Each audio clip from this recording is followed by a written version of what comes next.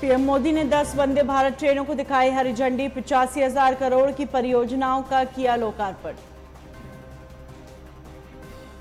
हरियाणा की सियासत में मचा हड़कंप। सीएम मनोहर लाल खट्टर ने दिया इस्तीफा। जेजेपी बीजेपी के बीच आई दरार। मोदी सरकार ने सीए कानून किया लागू। मायावती अखिलेश ने उठाए सवाल। योगी बोले अल्पसंख्यकों को मिलेगा सम्मान। यूपी में बड़ा प्रशासनिक फेरबदल। फिरोजाबाद से हटाए गए डीएम उज्जवल कुमार। रमेश रंजन को मिली नई जिम्मेदारी। फर्रुखाबाद में भाजपा नेता के बेटे की दबंगई। दलित मजदूर को दौड़ा कर पीटा। पुलिस नहीं कर रही कोई कार्रवाई।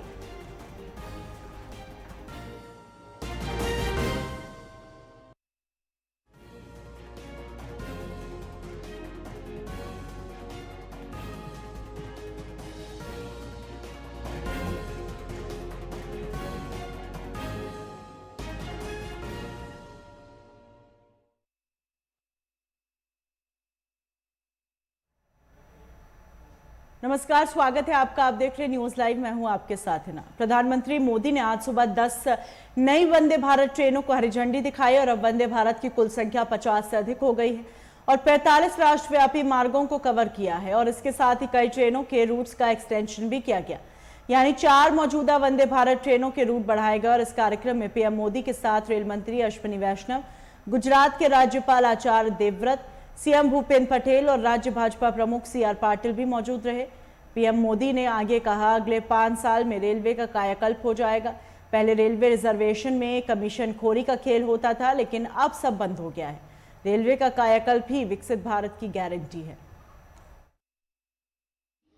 और पश्चिमी डेडिकेटेड फ्रेट कॉरिडोर भी है।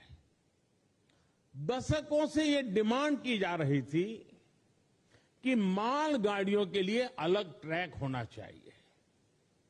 ऐसा होता तो मालगाड़ियां और पैसेंजर ट्रेन दोनों की स्पीड बढ़ती। ये खेती, उद्योग, एक्सपोर्ट, व्यापार, कारोबार, हर काम के लिए ये तेजी लाना बहुत जरूरी था। लेकिन कांग्रेस के राज में ये प्रोजेक्ट लटकता रहा, भटकता रहा, अटकता रहा। बीते 10 वर्षों में पूर्व और पश्चिम के समुद्री तट को जोड़ने वाला ये फ्रेट कॉरिडोर करीब करीब पूरा हो चुका है। आज करीब 650 किलोमीटर फ्रेट कॉरिडोर का लोकार्पण हुआ है। अहमदाबाद में ये अभी आप देख रहे हैं, ऑपरेशन कंट्रोल सेंटर का लोकार्पण हुआ है। सरकार के प्रयासों से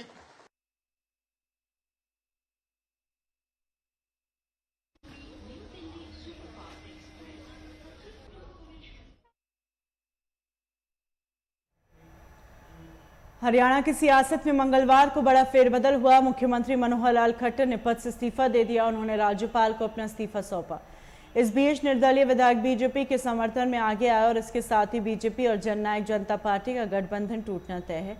कहा जा रहा है आगामी लोकसभा चुनाव में सीट शेयरिंग को लेकर हुए मतभेदों की वजह से गठबंधन टूट रहा है और इससे पहले सूत्रों के हवाले से कहा गया, हरियाणा कैबिनेट आज समूह इस्तीफा दे सकते हैं। और इस बीच निर्दलीय विधायकों ने सीएम खट्टर से मुलाकात की। बता दें, हरियाणा विधानसभा की कुल 90 सीटें हैं। 90 में से 41 बीजेपी के पास है, वहीं 30 सीटें कांग्रेस और 10 सीटें Indian national Lokdal, 1 Haryana Lokhit party और 6 निर्दलीय की हैं। हरियाणा में बहुमत के लिए 46 विधायक चाहिए और हरियाणा में बीते विधानसभा चुनाव में बीजेपी ने जेजेपी के साथ मिलकर गठबंधन सरकार बनाई थी। उस चुनाव में बीजेपी को 41 जबकि जेजेपी को 10 सीटें मिली थी। लेकिन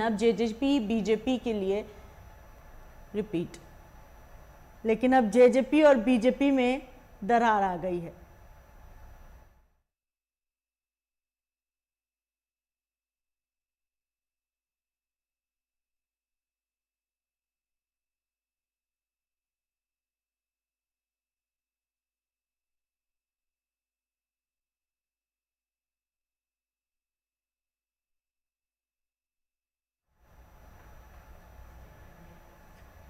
केंद्र की मोदी सरकार ने नागरिकता संशोधन कानून का नोटिफिकेशन जारी कर दिया। लोकसभा चुनाव से पहले केंद्र सरकार का यह बड़ा कदम है।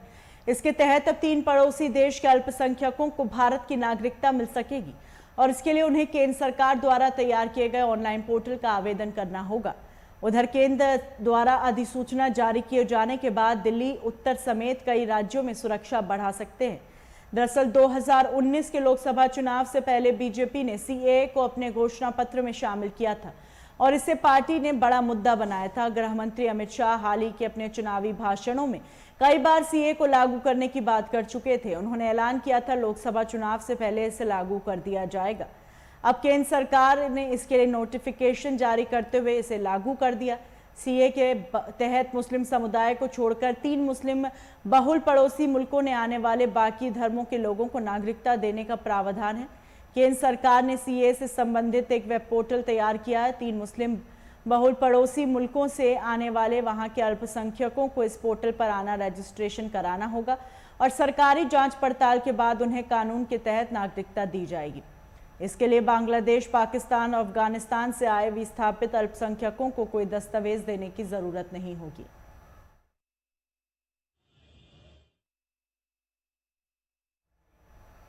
लोकसभा चुनाव से पहले केंद्र सरकार का यह बड़ा कदम है। मोदी सरकार के इस फैसले को लेकर विपक्ष और सत्ता पक्ष के नेताओं की प्रतिक्रिया आना शुरू हो गई है।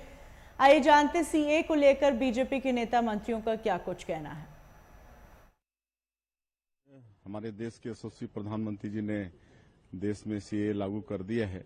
इसके लिए उनको बहुत बहुत साधुवाद, धन्यवाद।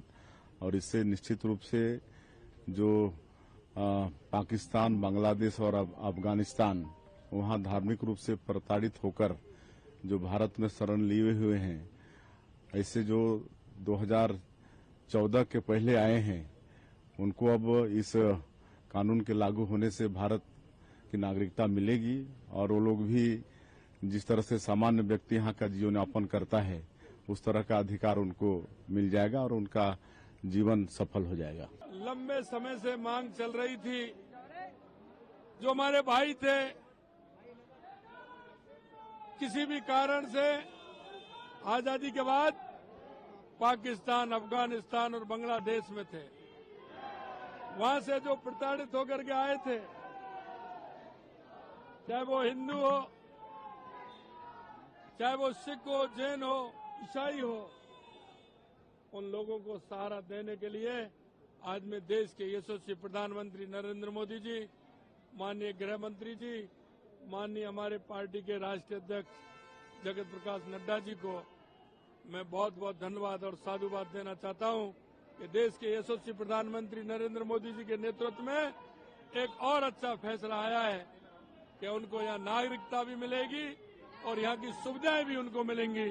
आज ऐसा समय आया है, मैं निश्चित रूप से ये सीएए का जो आज फैसला आया है उसके लिए मैं बहुत बहुत धन्यवाद और साधुवाद देना चाहता हूँ। बहुत ही अच्छा काम हुआ है। इसकी बहुत समय से आवश्यकता थी।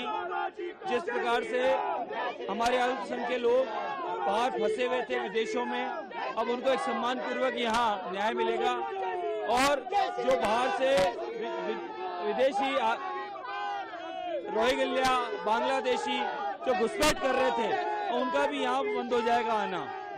इसलिए बहुत अच्छा डिसीजन है। केंद्र सरकार को बहुत बहुत धन्यवाद है। जो बहुत समय पहले आ जाना चाहिए था वो अब केंद्र सरकार ने लागू कर दिया, उसके लिए बहुत बहुत धन्यवाद है। जो लंबे समय से मांग कर रहे थे कि हमको भारत की नागरिकता दिया जाए और भारत में रह रहे हैं, उनको नागरिकता देने का काम न तो कांग्रेस ने किया और न किसी सरकार ने किया। उस काम को अगर एनडीए की सरकार, देश के प्रधानमंत्री माननीय नरेंद्र मोदी जी कर रहे हैं तो ये तो और खुश होने की बात है। लेकिन विपक्ष के लोग मुसलमान भाइयों को गुमराह कर रहे हैं, जबकि इस कानून से उनसे कोई लेना देना नहीं है। इस कानून से उनसे कोई लेना देना नहीं है। ना उनकी नागरिकता छीनी जा रही है, ना नागरिकता दी जा रही है।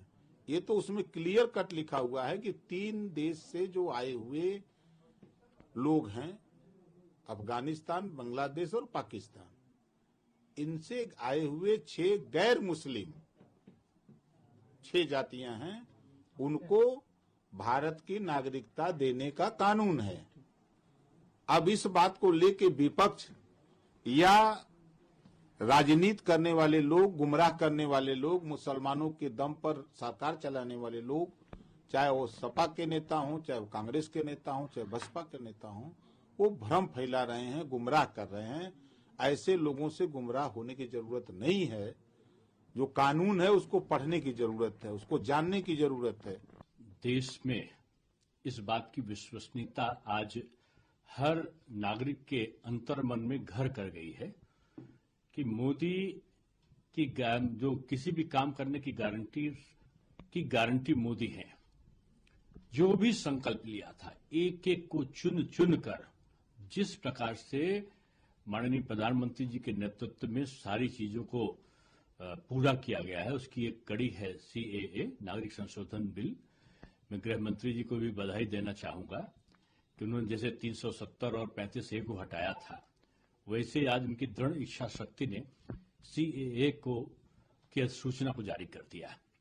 इससे उन प्रताड़ित विदेशी अल्पसंख्यकों को एक राहत की सांस मिलेगी जिनका उत्पीड़न बांग्लादेश, अफगानिस्तान, पाकिस्तान में किया गया, जो हिंदू हैं, सिख हैं, बौद्ध हैं, ईसाई हैं, जैन हैं, और जिनको उत्पीड़ना के कारण उस देशों को छोड़कर उनको भागना पड़ा। 2014 के पहले, यानी अगर दूसरे शब्दों में कहें कि 6 साल पहले जो लोग हिंदुस्तान आए थे और वो शरणार्थी के रूप में रहे थे और उनको कोई प्रूफ की जरूरत नहीं, ऑनलाइन पोर्टल तैयार है, उसमें वो आवेदन करेंगे और उसके बाद उनको पूरा परीक्षण करने के बाद उनको एक नागरिकता प्राप्त हो जाएगी भारतवर्ष की। ये उन विदेशी शरणार्थियों के प्रति ये ऐतिहासिक कदम है। आज हमारे देश के यशस्वी प्रधानमंत्री जी ने देश में CAA लागू कर दिया है। इसके लिए उनको बहुत बहुत साधुवाद, धन्यवाद। और इससे निश्चित रूप से जो पाकिस्तान, बांग्लादेश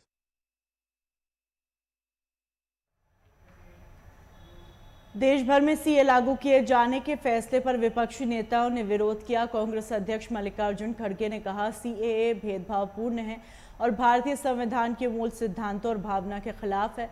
चुनाव से ठीक पहले अधिसूचित CAA नियम दर्शाता है बीजेपी ध्रुवीकरण की राजनीति को लेकर कितनी सजग है।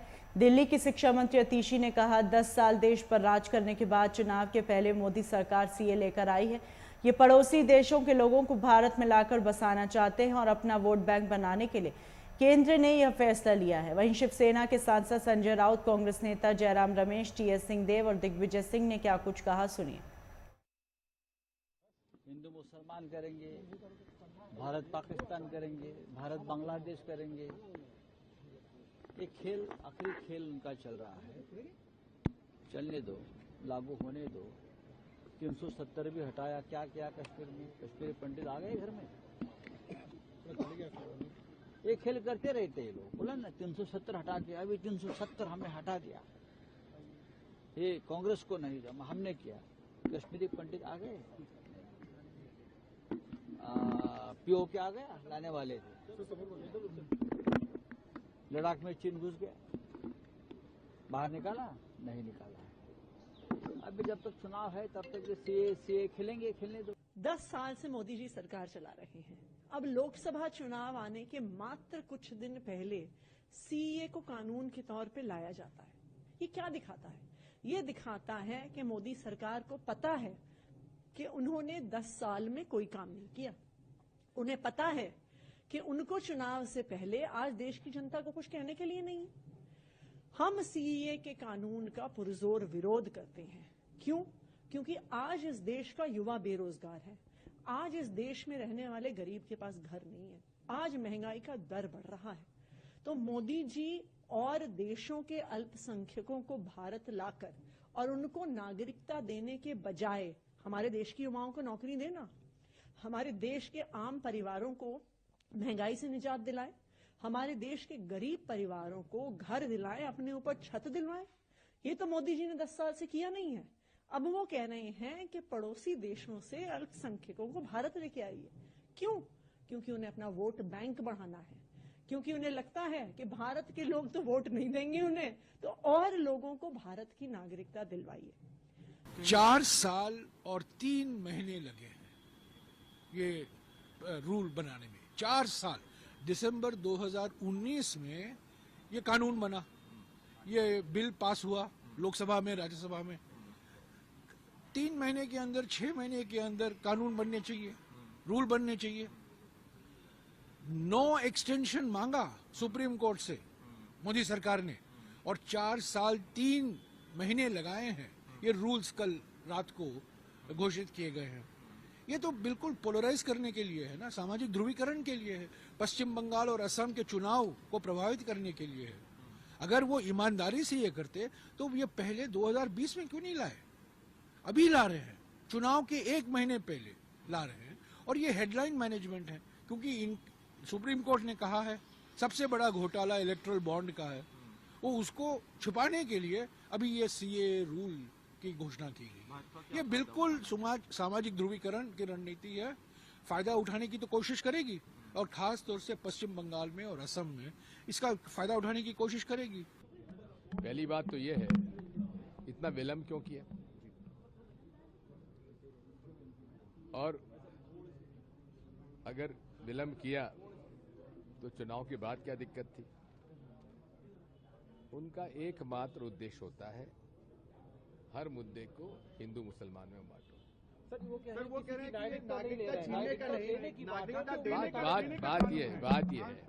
बात यह है, संविधान में हर व्यक्ति को अपने धर्म को पालन करने का अधिकार है। इसलिए अगर किसी कानून में धर्म के आधार पर यह तय किया जाएगा कि कौन नागरिक बन सकता है, कौन नहीं बन सकता है, मेरे मत में ये भारतीय संविधान के खिलाफ है। सर, भोजशाला का सर्वे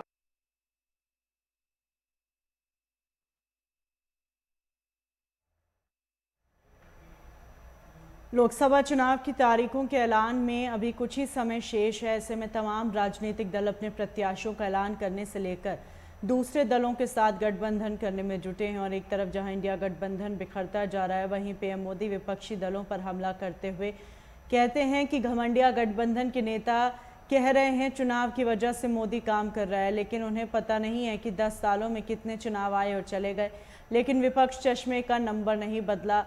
बीजेपी सरकार जिस योजना का शिलान्यास करती है उसका लोकार्पण भी करती है।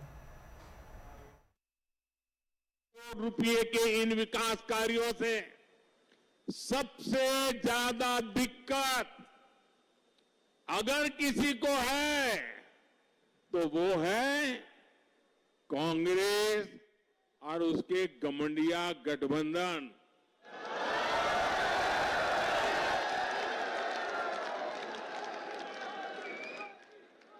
उनकी नींद हराम हो गई है। इतने सारे विकास के काम और वो एक की बात कर रहे हैं तो मोदी 10 और कर देता है। उनको समझ ही नहीं आ रहा है क्या इतनी तेजी से काम भी हो सकते हैं क्या। और इसलिए अब विकास के मुद्दों पर चर्चा करने की उनकी ताकत बची नहीं है। और इसलिए वो लोग कह रहे हैं कि मोदी चुनाव की वजह से लाखों करोड़ रुपयों के काम कर रहा है। 10 वर्षों में देश इतना बदल गया, लेकिन कांग्रेस और उसके दोस्तों का चश्मा नहीं बदला है। इनके चश्मे का नंबर अभी भी वही है, all negative, all negative. Negativity और केवल नेगेटिविटी यही कांग्रेस और इंडी गठबंधन वालों का चरित्र बन गया है। ये तो वो लोग हैं जो केवल चुनावी घोषणाओं की सरकार चलाते थे।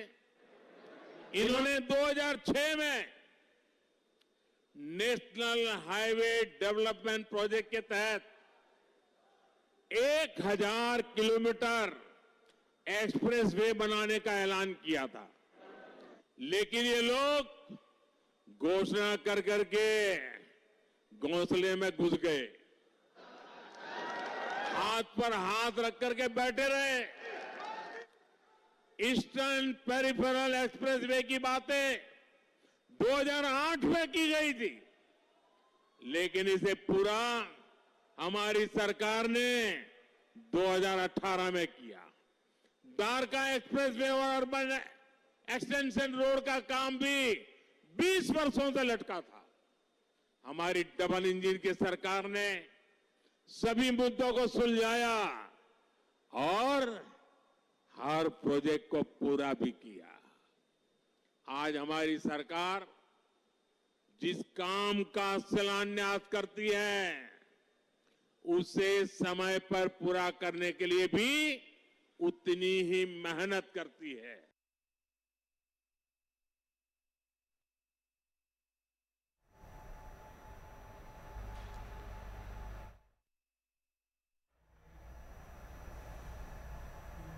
केंद्रीय गृह एवं सहकारिता मंत्री अमित शाह द्वारका में कार्यक्रम में शामिल हुए, जहां उन्होंने ग्रामीण इलाकों में विकास के लिए 41 गांवों में पाइप नेचुरल गैस सुविधा और 178 गांवों में विभिन्न विकास कार्यों का उद्घाटन किया। इस मौके पर अमित शाह ने कहा, 10 साल गरीबों के कल्याण और गाँव के विकास के नाम पर रहे। प्रधानमंत्री ने शहर और गाँव के जीवन के बीच का अंतर समाप्त करने के लिए अनेक कदम उठाए और इसके अच्छे नतीजे भी मिले। मित्रों, मोदी जी ने ये 10 साल के अंदर देश में एक नए कल्चर की शुरुआत की। पहले बहुत सारे वादे किए जाते थे, न देश की जनता वादों का हिसाब किताब मांगती थी, न राजनेता हिसाब किताब लेकर जाते थे। मगर मोदी जी ने जो कहा वो किया, इसको सिर्फ उक्ति नहीं धरातल पर उतारने का काम किया था। ऐसे बड़े बड़े काम जो कोई सोच नहीं सकता। एक 10 साल के अंदर देश की 13 करोड़ माताओं को गैस का सिलेंडर देने का काम किया। लगभग 1 करोड़ लोगों को घर में पाइप से गैस पहुंचाया। देश के 14 करोड़ लोगों में के घरों में नल से जल पहुंचाने का काम किया। 14 करोड़ के करीब करीब शौचालय बनाए, 3 करोड़ से ज्यादा घर बनाए, 60 करोड़ लोगों को, गरीबों को प्रति व्यक्ति प्रति माह 5 किलो अनाज मुफ्त देने का काम नरेंद्र मोदी जी ने किया। और 60 करोड़ लोगों को 5 लाख तक का स्वास्थ्य का पूरा खर्चा आज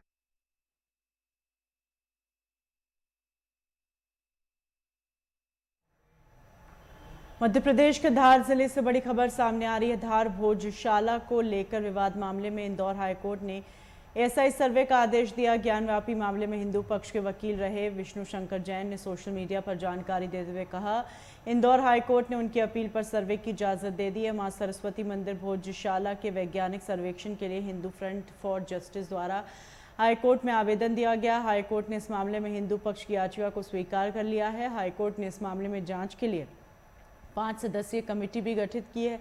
यह कमेटी सर्वे का काम देखेगी और कोर्ट ने इस मामले में सर्वे पूरा कर 29 अप्रैल तक रिपोर्ट कोर्ट में पेश करने का आदेश दिया। वहीं मामले की अगली सुनवाई 29 अप्रैल को होगी। बता दें, हाईकोर्ट में याचिका दाखिल कर करीब 1000 साल पुरानी भोजशाला में वैज्ञानिक सर्वे कराकर जांच की मांग की है। इंदौर हाईकोर्ट ने नोटिस जारी किया था। दोनों पक्षों को सुनने के बाद हमने मांग रखी थी और मैंने बहस की थी इंदौर हाईकोर्ट के सामने कि यहाँ पे एएसआई द्वारा सर्वेक्षण होना चाहिए। और आज इंदौर हाईकोर्ट ने एएसआई सर्वे का आदेश दे दिया है। माननीय इंदौर हाईकोर्ट ने जीपीआर सर्वे के द्वारा, जीपीएस सर्वे के द्वारा, एक्सकेवेशन के द्वारा, डेटिंग मेथड्स के द्वारा इस सर्वे को करने के लिए कहा है। और साथ ही साथ एएसआई की 5 मेंबर की टीम बनाई है, जिसको हेड करेंगे एएसआई के डायरेक्टर या एडिशनल डायरेक्टर, और सारे सीनियर मेंबर्स की टीम 5 सदस्यीय टीम होगी जो ये सर्वे करेगी और 6 हफ्ते के अंदर माननीय इंदौर हाईकोर्ट के सामने रिपोर्ट सबमिट करेगी। ज्ञानव्यापी का सर्वे ओवर हो चुका है और ज्ञानव्यापी के सर्वे की रिपोर्ट ऑनरेबल इस समय डिस्ट्रिक्ट कोर्ट के सामने फाइल हो चुकी है। और ये एक सेपरेट प्रोसीडिंग है जो इंदौर हाईकोर्ट में हमने रिट पिटीशन के माध्यम से फाइल की थी। और सेक्शन 16 के तहत, एएसआई एक्ट 1958 के सेक्शन 16 के तहत धार्मिक स्वरूप तय करने के लिए सर्वे का आदेश दिया गया है। जी सर, एक कानून की बात की जाती है 9 में जो कहा जाता है 1991 का प्लेसेस ऑफ वर्शिप एक्ट है वो यहाँ पे लागू नहीं होता है, क्योंकि एएसआई प्रोटेक्टेड मॉन्यूमेंट है। और जब कोई एएसआई प्रोटेक्टेड मॉन्यूमेंट होता है तो 1991 के एक्ट में उसको एग्जेम्पशन दिया गया है, इसलिए जो 1991 का एक्ट है वो यहाँ पे लागू ही नहीं होता है। और किस तरीके से अभी सर्वे आगे बढ़ने वाला है? अब ये सर्वे 6 हफ्ते के अंदर कोर्ट ने कहा है एक्सपर्ट कमेटी को 6 हफ्ते के अंदर रिपोर्ट सबमिट करने के लिए। तो जो कोर्ट के ऑर्डर की सर्टिफाइड कॉपी है हम एएसआई के डायरेक्टर को प्रोवाइड करेंगे, उसके बाद ये उनके ऊपर है वो सर्वे कब से स्टार्ट करते हैं। अभी क्या स्थिति है वहाँ पर? अभी स्थिति यह है कि वहाँ पे मंगलवार को हिंदू समाज के लोग पूजा पाठ कर रहे हैं और उसी जगह पे फ्राइडे को मुस्लिम समाज के लोग अपनी नमाज पढ़ते हैं।